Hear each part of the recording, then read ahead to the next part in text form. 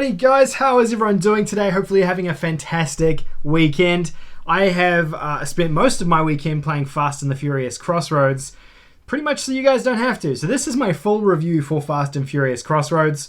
I guess the TLDR version of it, if you don't want to watch this whole video, is don't buy this game.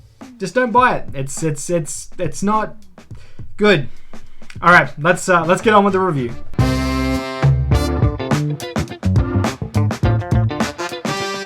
Alright, so Fast and Furious Crossroads came out this week, and I wanted to do a review discussion kind of thing about the game. This isn't going to be like a traditional game review because I don't particularly like those, but this is a review discussion of sorts where I can talk about the things I liked and didn't like and everything else. It will give you a good idea of what the game is like. So the game was developed by Slightly Mad Studios and published by Bandai Namco, which is kind of a weird mix. I guess Slightly Mad are well known for making the Project Cars franchise, so sim racing guys. These guys know how to make a car racing game because I've played Project Cars and it's a very good racing game. Now they have also developed this game here, again published by Bandai. I guess Universal has like some thing in there as well since they own the license to Fast and Furious.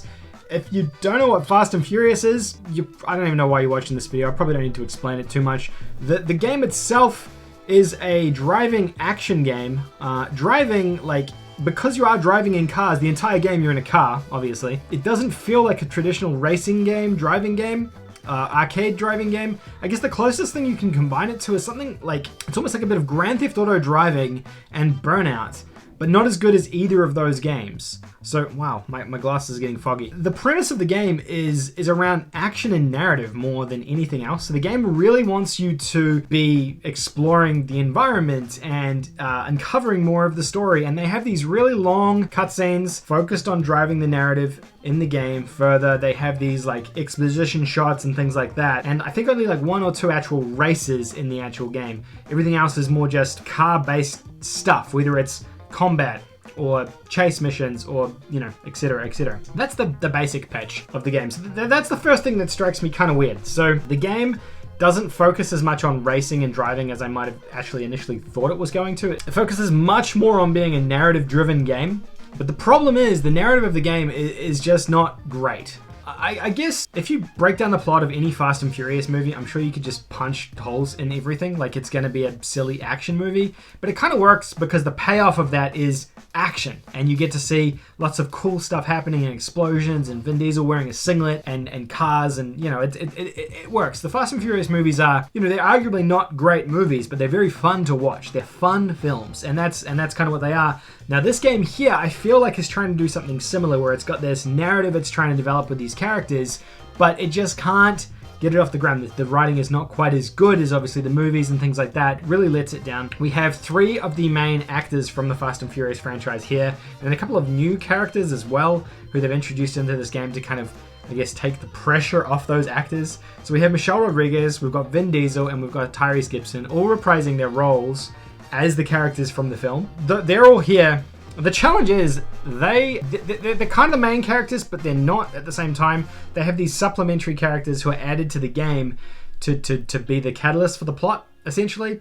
And the actors who play these roles just do a far more convincing job than the actors who are real professional actors. And that's where the first massive piece of disappointment comes in, is that you've got this performance from Vin Diesel, Michelle Rodriguez, and even Tyrese Gibson, and it's just disappointing. You know, they're average. It's average at best.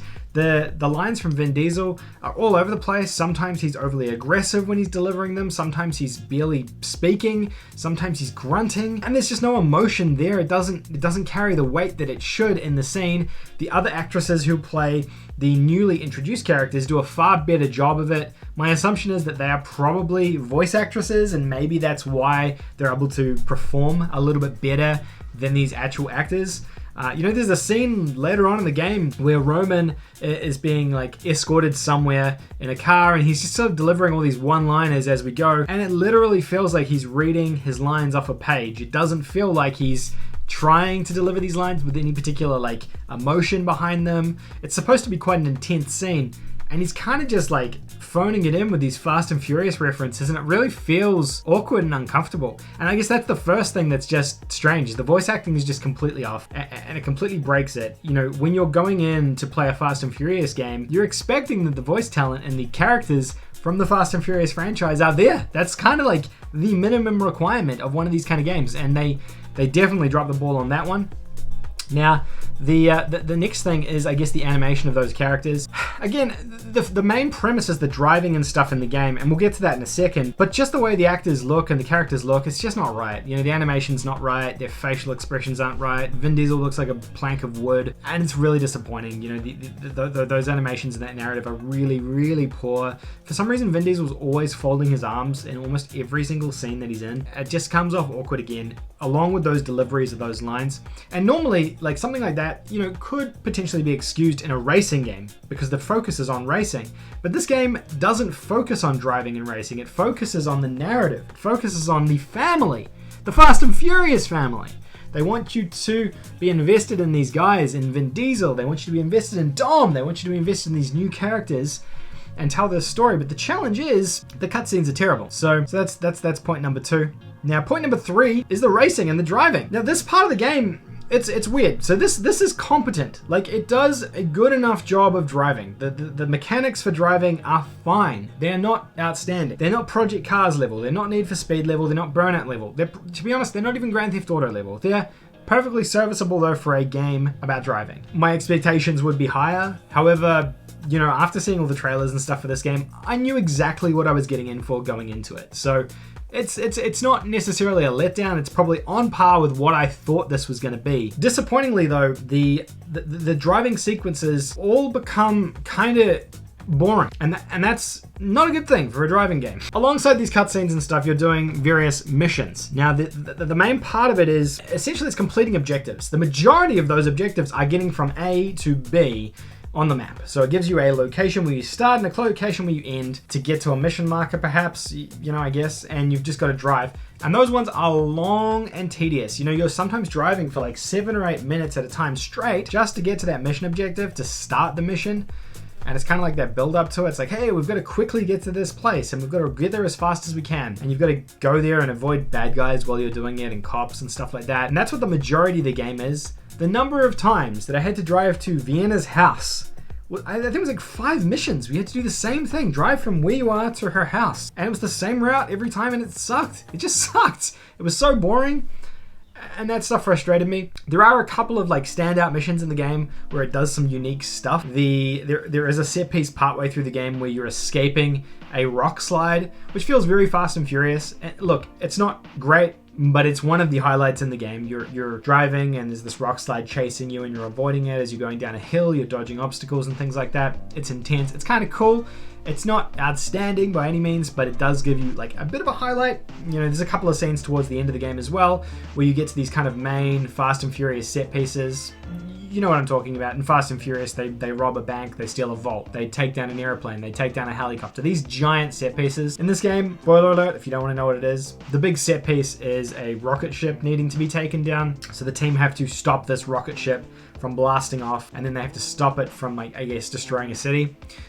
So to do that, you have to kind of like mess around with it, hooking onto it, pulling things off it, shooting things off it. Eventually, Vin Diesel has to jump onto it and kind of surf on top of this rocket. Should be some video of that playing now. That part of the game is pretty fun. It's pretty epic. It's disappointing. Again, it's not great, but it's kind of there, I guess.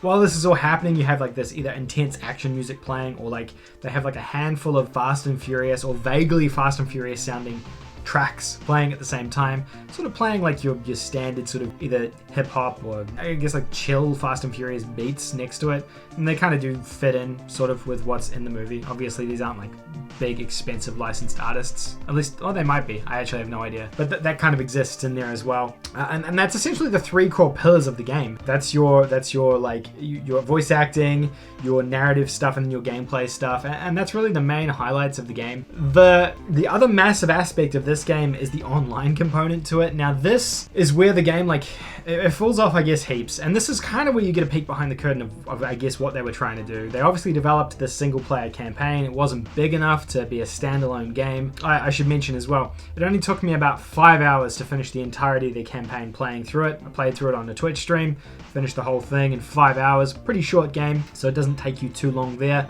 The other component is this online stuff. And the online stuff is essentially the same thing as the single player. You play as either a villain, a good guy, or a cop. Each of them has their own objectives, and you're all kind of against each other. It's teams of 3, so you have to have 9 people to start an online match. And the bulk of, I guess, where they want you to spend your time is online. The online mode is equally as unfun as the single player mode. It's not great by any means. It's pretty disappointing, I would have to say. Based on how they've allocated the trophies on their trophy list, they've got a ton of stuff for single player just for finishing each of the different story elements. Then they've got a huge amount of stuff weighted towards multiplayer, with one trophy requiring you to play 400 rounds of multiplayer, which is actually insane for a game like this.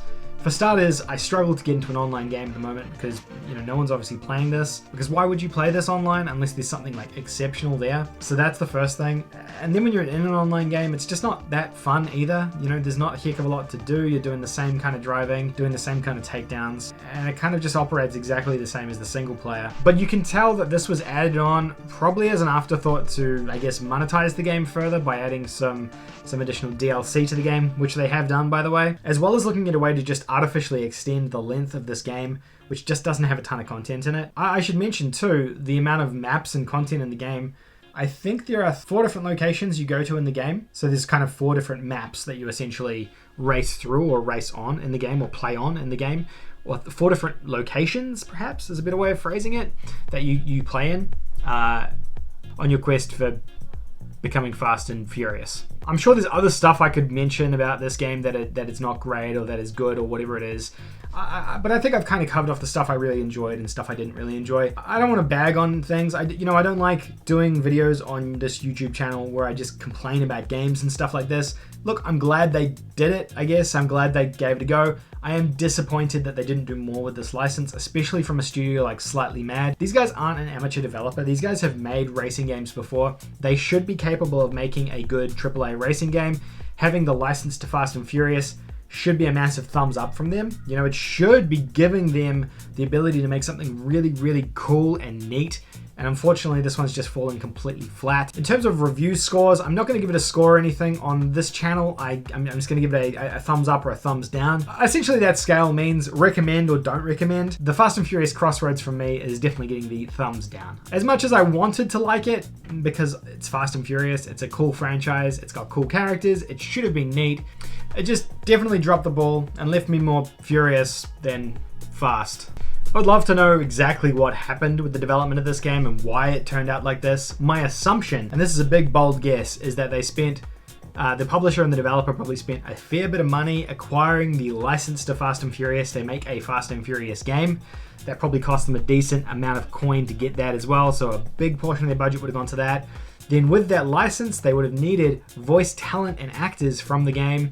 Vin Diesel, Michelle Rodriguez, Tyrese Gibson, which they would have spent another huge pot of coin acquiring as well. So they've already spent, I'd imagine, a large amount of their budget acquiring these 2 things to make this game what it is. They obviously couldn't get more voice talent, otherwise you would have just had them. It's a shame because they reference a ton of other characters from the films as well that should have been in here, that just weren't. And then I guess they're left with their budget to develop the game, and perhaps they were running out of budget at that point and they just didn't have enough to get it across the finish line like they needed to.